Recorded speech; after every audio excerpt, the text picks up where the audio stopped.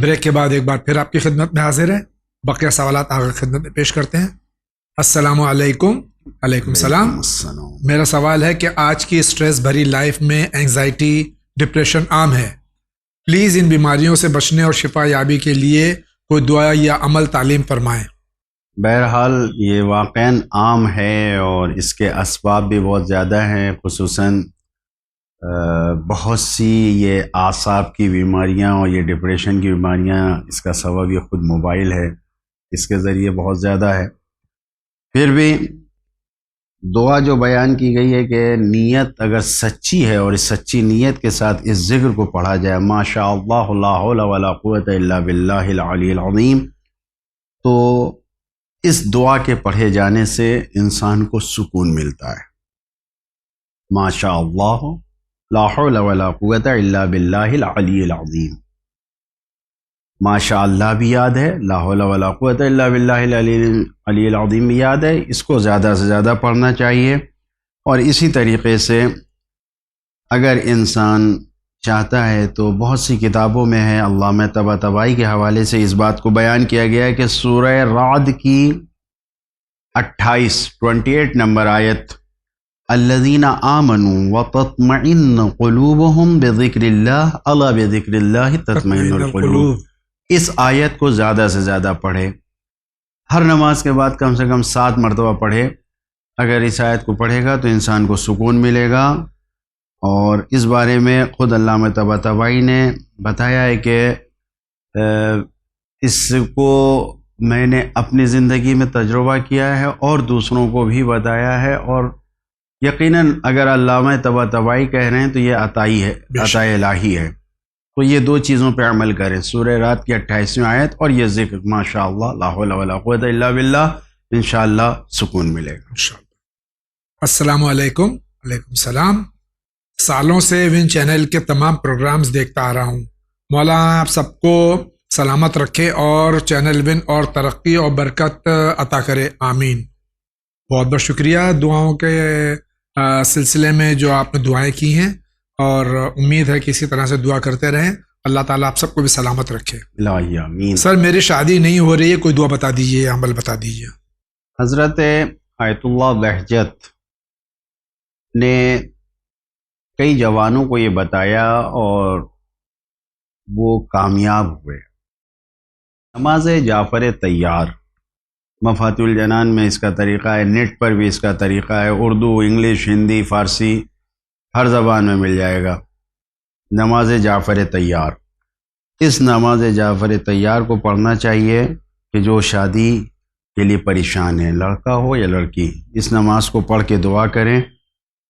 اور یقیناً جو دعا ہے، آغا بہجت نے جو بات بتائی ہے کہ جو دعا ہے، خود مفاتیح میں شیخ عباس قمی نے اس نماز کے بعد ذکر کیا، انسان آنکھوں میں آنسو لے آئے، چاہے وہ ایک قطرہ ہی صحیح، تھوڑا ہی صحیح، گریہ کر کے اس دعا کو پڑھے اور خدا سے طلب کرے، انشاءاللہ جوڑا نصیب ہوگا اور جلد شادی ہوگی. اسی طریقے سے اس جملے کو پڑھنے کو بہت کہا گیا ہے، اللہم اغننی بحلالک عن حرامک و بطاعتک عن معصیتک، خدایا مجھے بے نیاز کر دے اپنے حلال کے ذریعے حرام سے، اپنی اطاعت کے ذریعے گناہوں سے. اگر کسی بھی جگہ پر، مسجد میں، امام باڑے میں، گھر کے کسی پاک حصے میں باوضو ہو کر 114 مرتبہ اس دعا کو پڑھے، اللہم اغننی بحلالک عن حرامک و بطاعتک عن معصیتک، انشاءاللہ جلد رشتہ میسر ہوگا اور انسان کو ملے گا. اسی طریقے سے یہ دعا پڑھنا، رب انی لما انزلت الی من خیر فقیر، قرآن مجید کی یہ آیت سورہ قصص کی 24ویں آیت، اگر اس کو انسان پڑھے گا تو رشتہ جلد حاصل ہوگا، کیونکہ یہ جناب موسیٰ کی دعا ہے کہ جس کو انہوں نے پڑھا اور اس کے بعد خداوند عالم نے آپ کا رشتہ جناب شعیب کے گھر میں طے کیا. تو اس کو زیادہ سے زیادہ پڑھے. یہ 3 نسخے میں نے بتائے جو بزرگوں نے بیان کیے ہیں، انشاءاللہ اس کے ذریعے سے رشتہ جلد ہوگا. شکریہ. السلام علیکم. وعلیکم السلام. میرا نام پروین بانو ہے.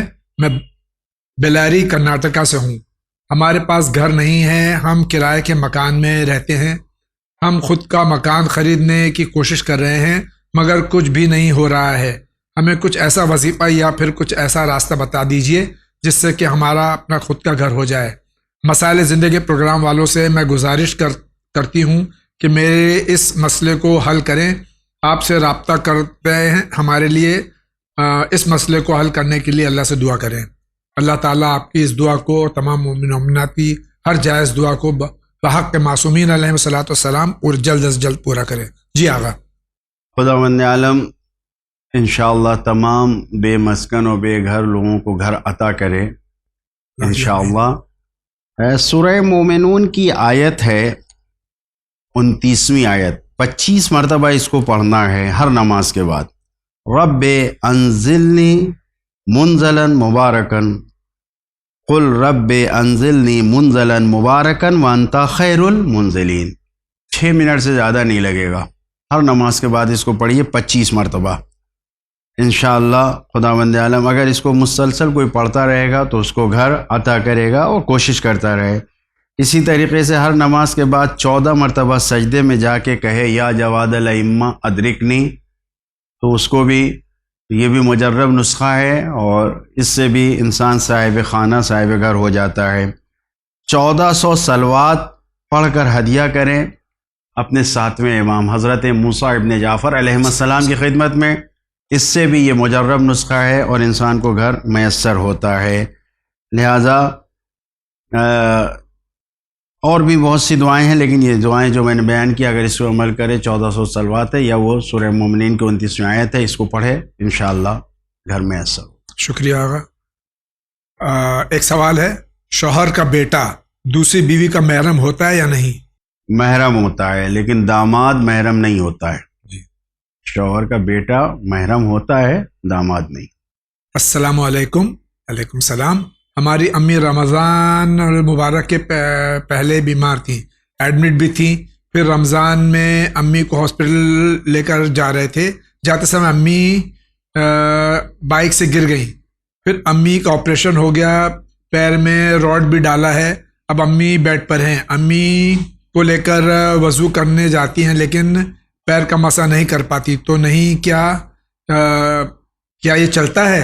اور نماز بھی بیڈ پر ہی پڑھتی ہیں, یعنی اس مسح کا مسئلہ ہے ان کا, پیر کے مسح کا. دیکھیے اس میں ضرورت یہ ہے کہ اگر ان کا ہاتھ نہیں پہنچ رہا ہے تو پھر کوئی نائب بنے, بیٹا بیٹی شوہر کوئی بھی ہو وہ نائب بنے. جی. جو بھی محرم ہے تو ان کے ہاتھوں پہ جو منہ دھونے کے بعد اگر ہاتھ سر تک پہنچتا ہے تو سر کا مسح تو کر لیں گے, جو رطوبت تری باقی رہے گی اس کو اپنے ہاتھ پہ لے کے اور بس یہی نیت کرنا ہے کہ میں ان کی طرف سے مسح کر رہا ہوں یا کر رہی ہوں, جو بھی ہو, تو پیروں پہ ان کے مسح کر دے, وضو کامل ہو جائے گا. نائب بن کر ان کے ہاتھوں کی تری سے لے کر مسح کر دے. کوئی ضروری نہیں ہے کہ پورا مکمل ہاتھ بھیگا ہو, ایک مختصر سی تری بھی ہاتھ سے لے کر, جیسا کہ بھیگے ہاتھ سے اگر کسی کو مصافحہ کر لیتا ہے, ہاتھ ملا لیتا ہے تو کیسے ہاتھ بھیگ جاتا ہے, تو اس طریقے سے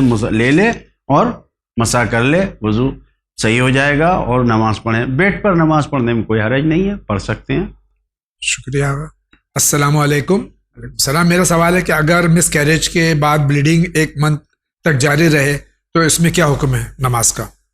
بہرحال یہ عورتیں بہتر سمجھتی ہیں اس مسئلے کو, لیکن جب اس کے بعد جو ہوتا ہے تو جتنے دن اس کی 2 صورت ہے, یا تو اس کو معلوم ہے کہ پیریڈ کے ایام کیا ہیں. اگر دن معین ہے پیریڈ کا تو جتنے دن اس کا پیریڈ آتا ہے اتنے دن وہ نفاس ہوگا, اس کے بعد استحاضہ کا حکم ہوگا. اور اگر پیریڈ کا دن معین نہیں ہے یا بھول گئی یا یاد نہیں ہے تو پھر 10 دن نفاس ہوگا, اس کے بعد استحاضہ کا حکم ہوگا اور اس میں وہی نماز کا حکم ہوگا جو نفاس و استحاضہ کا حکم. مائی کوشچن از, میت کو قبر میں اتارنے سے پہلے یا بعد میں قبر میں کھڑے ہو کر زیارت عاشورہ وارثہ کوئی سورہ پڑھ سکتے ہیں کیا؟ اور میت کو دفنانے کے بعد کتنی دیر تک وہاں رکنا صحیح ہے؟ کیا گروپ بنا کر ساری رات وہاں عبادت کر سکتے ہیں؟ 3 سوال ہیں یہ۔ جی، میت اتارنے سے پہلے اس میں بیٹھ کے قرآن پڑھ لیں، اگر قبر اتنی دیر پہلے تیار ہو گئی تو بیٹھ کے قرآن پڑھیں، زیارت عاشورہ پڑھیں، وارثہ پڑھیں، بہت اچھا ہے، باعث ثواب ہے، باعث برکت ہے، کوئی اس میں رکاوٹ نہیں، کوئی حرج نہیں ہے۔ اور میت کے بعد کتنی دیر رکنا چاہیے تو اس کا کوئی وقت نہیں ہے، جتنی دیر تک ہو رکے بہتر ہے۔ اور خود مولا کائنات سے شہزادی کائنات نے کہا تھا کہ میرے دفن کرنے کے بعد بیٹھ کر قرآن پڑھنا، تو قرآن پڑھیں، دعا پڑھیں، اگر کوئی ایسا کرتا ہے تو بہت اچھا ہے۔ شکریہ آقا۔ میرا کوشچن یہ ہے کہ اگر کوئی عورت نماز شب کا 40 دن وظیفہ کرے لیکن اسے وظیفے کے درمیان میں حیض ہو جائے تو اس صورت میں وہ کیا کرے؟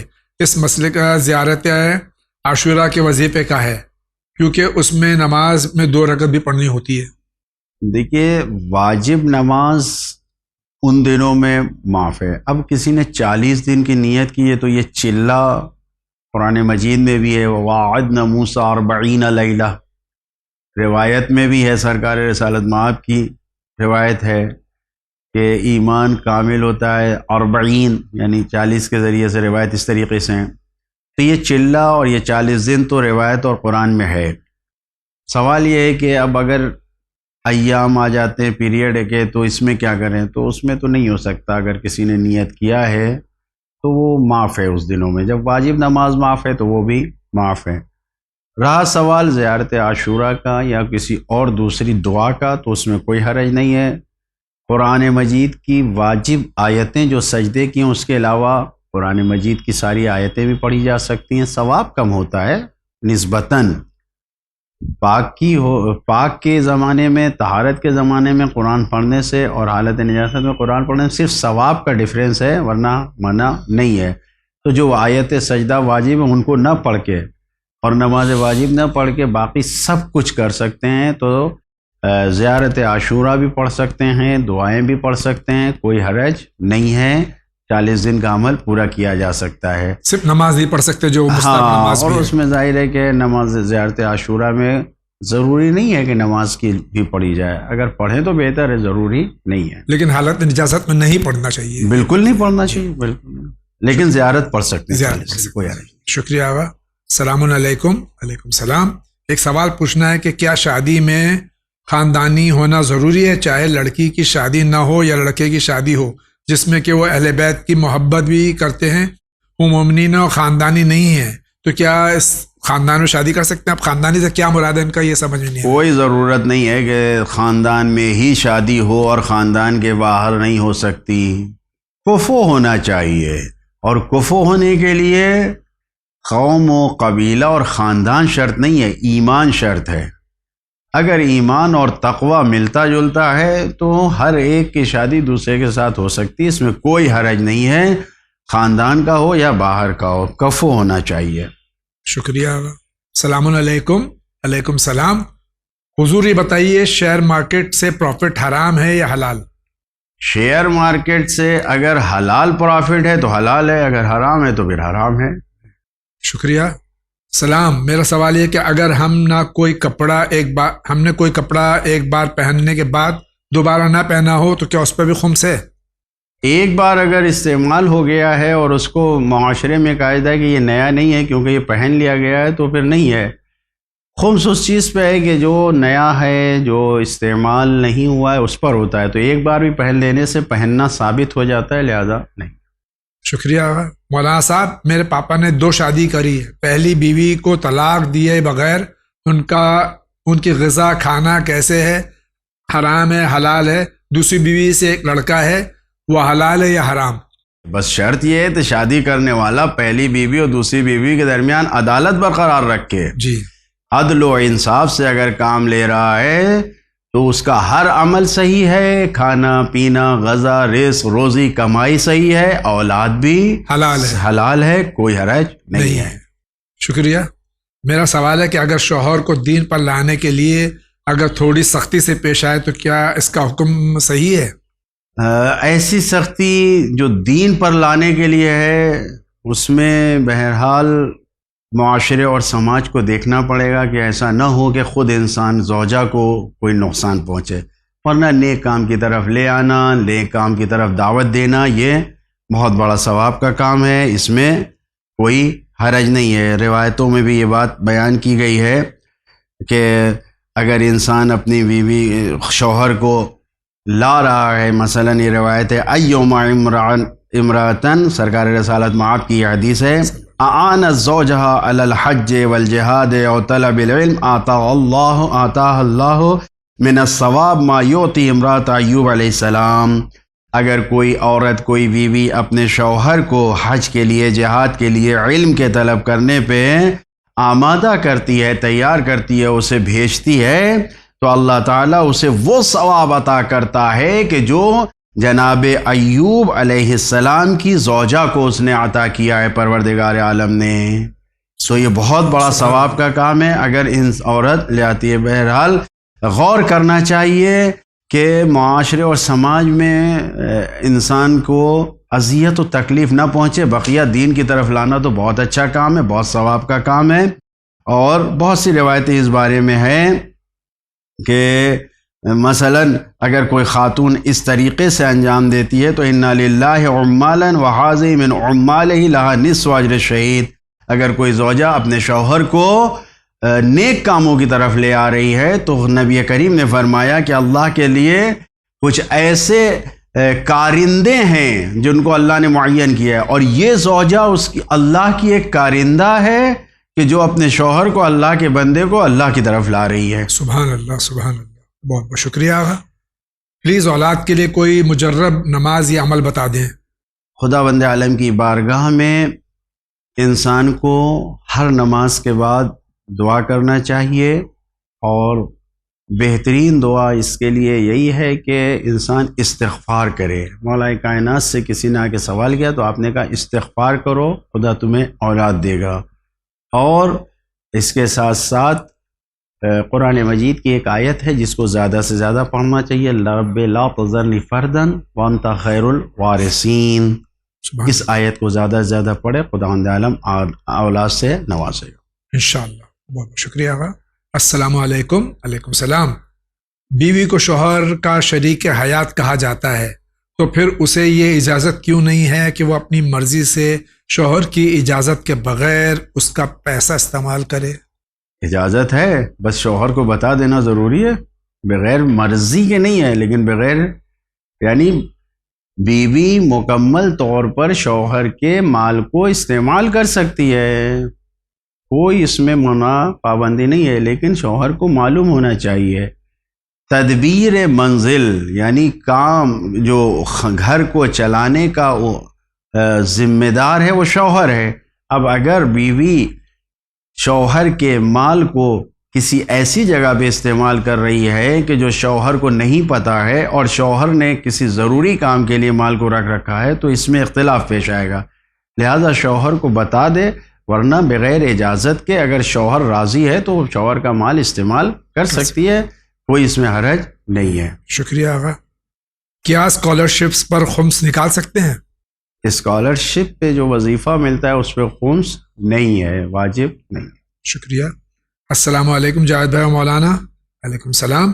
مائی کوشچن، اگر ریلیٹیوز آپسی تعلقات ہی صرف اپنے فائدے کے لیے رکھیں تو ان سے رشتہ ختم کر دینا چاہیے؟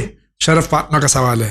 ہرگز نہیں، رشتہ تو کسی صورت میں نہیں توڑنا چاہیے، ہم سب حسینی ہیں، اور ہمارے آقا مولا حسین نے فرمایا ہے سل رحمت من قطعک، رشتہ اس کے ساتھ رکھو جو تم سے توڑتا ہے، تو وہ لوگ کم سے کم دنیاوی فائدے کے لیے تو رشتہ رکھ رہے ہیں، تو اسی بنیاد پر ہمیں دینی اور اخروی فائدے کے لیے رشتے کو باقی رکھنا چاہیے، ہرگز رشتہ داروں سے رشتہ نہیں توڑنا چاہیے۔ السلام علیکم۔ علیکم السلام۔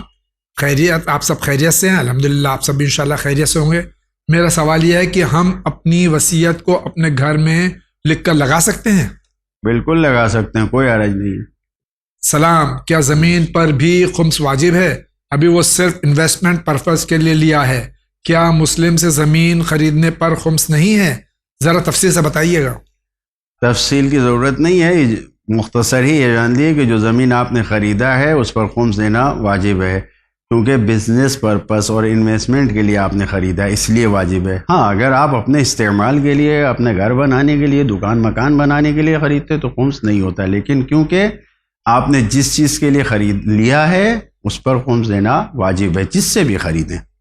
جاوید بھائی، میں دہلی میں رہتی ہوں، میرا سوال یہ ہے کہ کیا ہم قضا نماز بیٹھ کر پڑھ سکتے ہیں؟ اگر مجبوری ہے تو، ورنہ جس طریقے سے ادا ہے ویسے ہی قضا بھی پڑھنا ہے۔ شکریہ آغا۔ جاوید بھائی مولانا السلام علیکم۔ علیکم علیکم السلام۔ میرا سوال یہ کہ آپ سے کہ ماں اور بیوی میں کون سا رشتہ زیادہ عزیز ہے، اور اگر ماں کی غلطی ہو تو کیا اسے ہم کچھ سمجھا سکتے ہیں؟ دونوں عزیز ہیں، دونوں عزیز ہیں، اور خداوند عالم نے انسان کا امتحان لیا ہے کہ دیکھیں یہ انسان کس طریقے سے مینیج کرتا ہے، کس طریقے سے یہ برتاؤ کرتا ہے، کیونکہ دونوں سے محبت کرنا ہے، دونوں سے کا احترام کرنا واجب ہے۔ تو اب ایسا تو نہیں ہے کہ کسی ایک کا احترام کسی دوسرے پر غالب آ جاتا ہے، دونوں سے برابر سے احترام کرنا ہے، دونوں سے برابر سے محبت کرنا ہے، لہٰذا کسی کو بھی غالب نہیں آنے دینا ہے، کسی کو کم و زیادہ نہیں ہونے دینا ہے۔ ہاں یہ جملہ جو کہہ رہے ہیں کہ ماں کی غلطی، ممکن ہے کہ ماں کا کوئی کام ایسا ہو کہ جو ان کی نظر میں صحیح ہو اور ہماری نظر میں غلط ہو، تو اس کو تنہائی میں یہ کہہ کر کہ کیا ایسا نہیں ہو سکتا ماں جو آپ نے کہا ہے یا جو کیا ہے، یعنی جو صحیح ہے اس کو کہہ کے بیان کرے، یہ نہیں کہے کہ اماں آپ نے غلط کیا، ماں آپ نے یہ صحیح نہیں کیا، یہ نہیں، بلکہ یہ کہہ سکتا ہے کہ یہ بات جو آپ نہیں کہی کیا اس کو ایسے نہیں کہہ سکتے، یعنی اس طریقے سے ادب و احترام کے ساتھ تنہائی میں ماں سے گفتگو کر سکتے ہیں۔ اسی طریقے سے ادب و احترام کے ساتھ ماں کا احترام باقی رہے، بیوی کو تنہائی میں دونوں کو سامنے رکھ کے دونوں کے سامنے کچھ کہنا یہ غلط نہیں ہے۔ محبت کی باتیں دونوں کو سامنے رکھ کے دونوں کے لیے کی جا سکتی ہیں، لیکن اختلاف حل کرنے کے لیے دونوں کو ایک سامنے بیٹھا کے سمجھایا نہیں جا سکتا۔ شکریہ آغا۔ السلام علیکم۔ علیکم السلام۔ میرا کام صحیح نہیں چل رہا ہے اور قرض ہو گیا ہے، طبیعت بھی خراب ہے، بیٹی کی شادی بھی کرنی ہے، کوئی دعا بتا دیجیے۔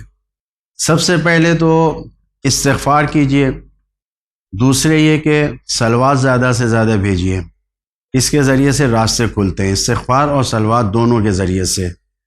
اور شادی کے لیے میں نے ابھی اسی پروگرام میں بیان کیا ہے، ان اعمال کو انجام دیا جائے، انشاءاللہ بیٹی کی شادی، بیٹی کا رشتہ بھی ضرور ہوگا۔ انسان خداوند عالم پہ بھروسہ کرے اور خود محنت کرے۔ محنت کرنے سے انسان کو باز نہیں آنا چاہیے، یہ نہیں سوچنا چاہیے کہ فلاں کام میں ہاتھ ڈالا چھوڑ دیا، دوسرا کام کرے، دوسرا کام میں نہیں کامیاب ہوئے تیسرے کام کی طرف جائے۔ یہ دنیا اس وقت ایک اس پر نہیں قائم ہے، طرح طرح کے کام ہیں، طرح طرح کے راستے ہیں، کسی بھی راستے پہ چلے، خدا سے امید رکھے، خدا پہ بھروسہ کرے، انشاءاللہ خداوند عالم راستہ کھلے گا۔ جب بھی انسان کسی کام کو شروع کر رہا ہے تو واقعاً دل سے بسم اللہ کہے، اللہ کے نام سے شروع کرے، انشاءاللہ برکتیں حاصل ہوں گی۔ شکریہ آغا۔ السلام علیکم۔ علیکم السلام۔ حیض کی حالت میں کیا عورت مجلس میں جا سکتی ہے؟ بالکل جا سکتی، کوئی حرج نہیں ہے، مسجد میں نہیں جا سکتے، باقی ہر جگہ جا سکتے۔ شکریہ آغا۔ السلام علیکم۔ علیکم السلام۔ اگر بینک میں اسکالرشپ کا پیسہ 1 ایئر سے زیادہ ٹائم تک ہے، کیا اس پر خمس نکالنا ہوتا ہے؟ یہ تقلید میں ہے حضرت آیت اللہ خامنائی رضی اللہ تعالیٰ کی۔ اسکالرشپ پہ کوئی خمس نہیں ہے۔ شکریہ آغا۔ السلام علیکم۔ علیکم السلام۔ My question is there any specific dua to become financially stable؟ کیا معاشی حالات برقرار رکھنے کے لیے کوئی خاص دعا ہے؟ عرض کیا آپ نے سورہ طلاق کی 2 اور 3 آیت کو ہر نماز کے بعد کم سے کم 7 مرتبہ پڑھا جائے، انشاءاللہ معتدل یعنی برابری کے ساتھ انسان کے رزق اور معاشی حالات برقرار رہیں گے انشاءاللہ۔ اور زیادہ سے زیادہ صدقہ نکالے، صدقے کے ذریعے انسان کا رزق وسیع ہوتا ہے، حالات برقرار رہتے ہیں۔ بہت بہت شکریہ۔ ناظرین کرام، اسی کے ساتھ آج کے اس ایپیسوڈ کا وقت ختم ہو چاہتا ہے۔ میں حجت الاسلام کا مشکور ہوں کہ تشریف لائے، سوالات کے جوابات دیے، جس سے ہم سب انشاءاللہ استفادہ حاصل کریں گے، اس امید کے ساتھ کہ اگلا ایپیسوڈ 800 ایپیسوڈ ہمارے مکمل ہونے جا رہے ہیں. میں امید کرتا ہوں کہ آپ دعاؤں کے ساتھ اپنے سوالات بھیجتے رہیں گے.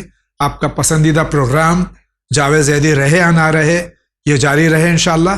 میں آغا سے بھی دعا کی درخواست کروں گا. خداوند عالم کی بارگاہ میں یہی دعا ہے کہ سوال و جواب کا یہ سلسلہ جاری رہے، کیونکہ یقیناً یہ وہ مرحلہ ہے کہ ائمہ معصومین بلکہ انبیاء کرام کا جو مشغلہ تھا وہ یہ مشغلہ ہے. انہوں نے آ کے انسانوں کی تعلیم کا انتظام کیا ہے، اور یہ سوال و جواب کا سلسلہ بھی ہر انسان کی تعلیم کا ذریعہ ہے، خاص کر کے جو کسی عالم تک رسائی نہیں رکھتے. خدا سے یہی دعا ہے کہ چینل ون کی ٹیم اور چینل ون کی خدمت کرنے والے افراد اسی طریقے سے خلوص سے خدمت کرتے رہیں اور یہ سرمایہ قوم کا باقی رہے. بہت خوشی ہوتی ہے کہ جب قوم میں جاتے ہیں اور لوگ یہ کہتے ہیں کورونا میں دنیا کی بڑی بڑی یونیورسٹیاں بند ہو گئیں لیکن چینل ون کام کرتا رہا. الحمدللہ. واقعاً یہ افتخار کی بات ہے کہ کورونا کی وجہ سے کوئی حالات تو بڑے برے آئے لیکن چینل ون پہ کوئی ایسا حالت نہیں آئی، کوئی پروگرام اس کی کوئی کی چھٹی نہیں ہوئی، یہاں تک کہ ہمارا یہ پروگرام بھی مسائل زندگی بھی چلتا رہا. بس خدا سے شکر ادا کرتے ہیں اور دعا کرتے ہیں کہ ہم سب کو اس خدمت کی توفیق عطا فرماتا رہے. بہت بہت شکریہ آغا. ناظرین کرام اسی کے ساتھ اجازت چاہتا ہوں. زندگی رہی تو پھر آپ سے ملاقات ہوگی. وآخر دعوانا ان الحمدللہ رب العالمین.